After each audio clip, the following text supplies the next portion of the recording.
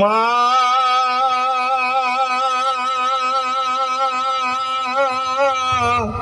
এসো মা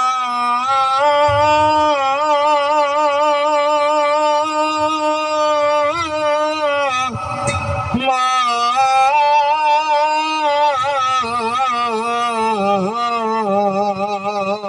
ও এসো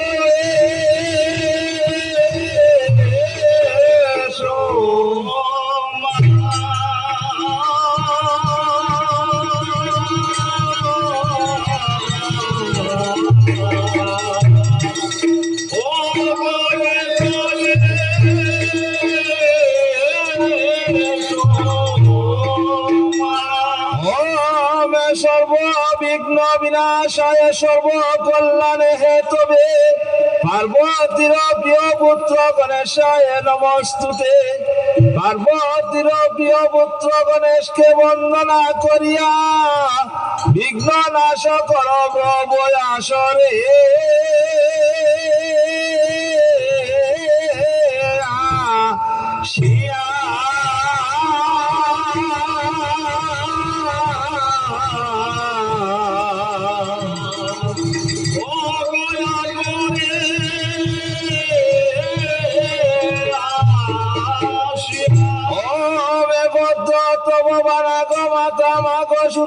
হংস বাহিনী অনেনে ভক্তি মাত্রের মাগ তুষ্ট সাগর দায়িনী আস্তি কশ্যমণি মাতা ভগিনী বাসুকিস্ততা জরৎকার মনে ভক্তি মাগ মনসাদে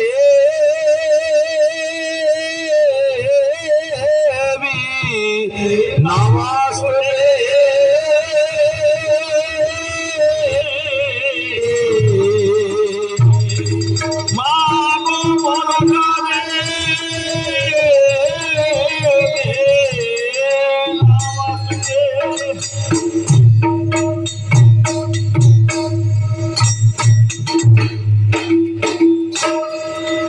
স্তুতি বন্দনের কথা সংক্ষেপে রাখিয়া দক্ষ যজ্ঞের কথা কিছু শুনেন মন দিয়া।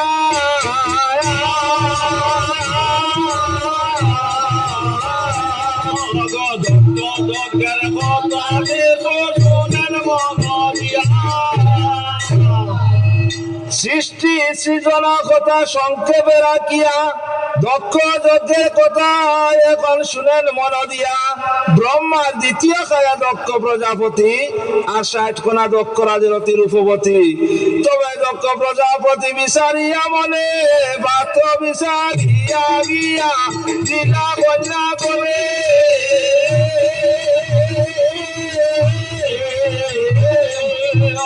পাত্র বিচারিয়া গিয়া দিলা কন্যা করে। পাত্র বিচারিয়া বিয়া দিলা কন্যা গণে সতী নামে কন্যা বিয়া করিলা শঙ্কর আর সতীরে লইয়া গেলা কইলা শশীকর। একদিন দক্ষরাজ কন্যাকে দেখিতে দেবগণের সঙ্গে চলে গেলা কইলা সেতে। দেবগণে দেখি শিবে গো বন্দিলা চরণ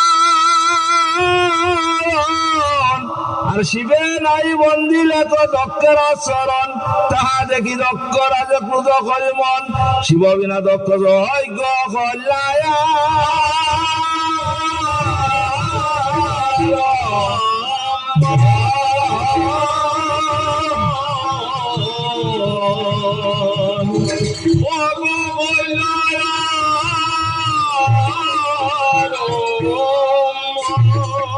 নারদে জানাই লাগিয়া গো সতী বিদ্যমানে অগযজ্ঞ দরা জানাই গেলা এখানে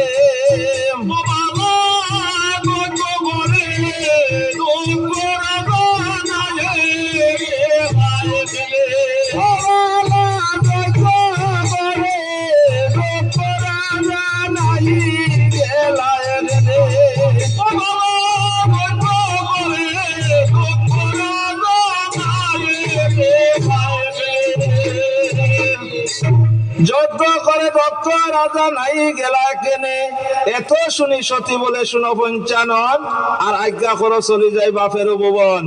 শিবে বলে সতী তুমি পিত্রালয়ে যাবে আর বিনা নিমন্ত্রণে গিয়া অপমান পাবে। শিবের মুখে এই কথা শুনিয়া যে সতী অত দশ মহাবিদ্যার ধরিলা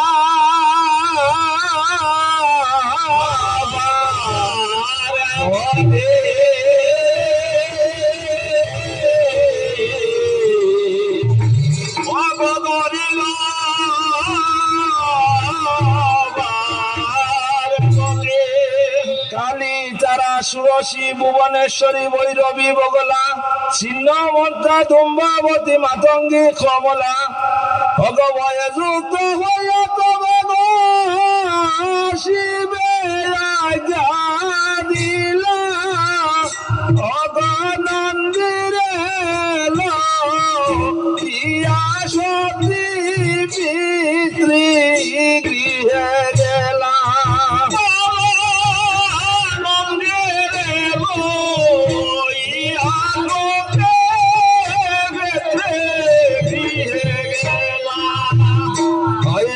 সতী বলে শুনো করি নিবেদন ভগ শিবের মন্ত্রণ করছে না হয় কি কারণ শিবের মন্ত্রণ করছে না হয় কি কারণ ওই রে প্রসূতি বলে শিব দেবের নিন্দিত অগহীন কালী জাতি উন্মত্ত চরিত্র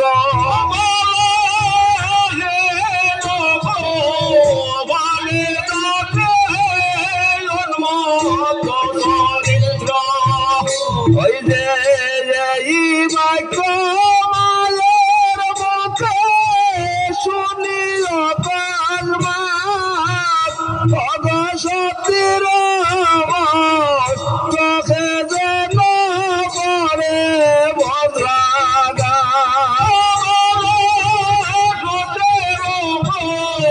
চোখে যেন পড়ে ভদ্রাগা ওই যে মায়ের মুখে পতি নিন্দা করিয়া শোভন অত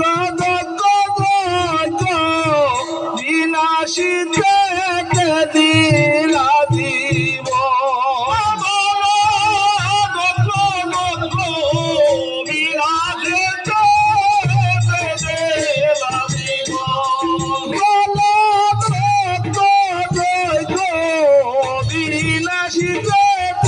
দিলা জীবন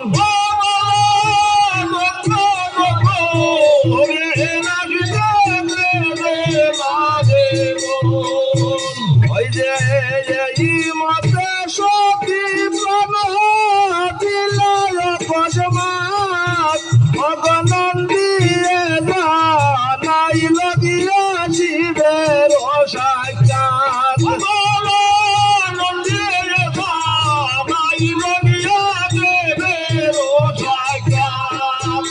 ওই যে দেখিয়া শিব নিরসমান ভগ ব্রহ্মায়াদি দেবগণ হইলা অন্তর জ্ঞান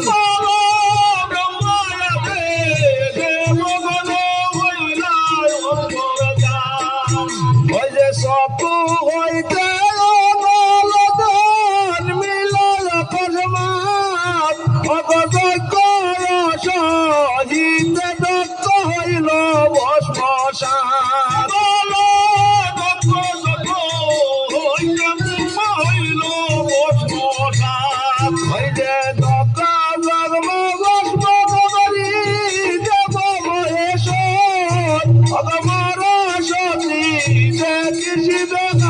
কান্দিলা বিস্ত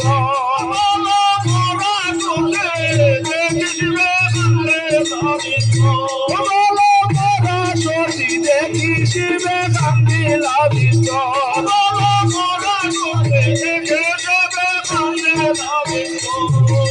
সতীর মরণ কথা কহনা যায় লাগারি ভবন দেবী বংশী দাসে গায়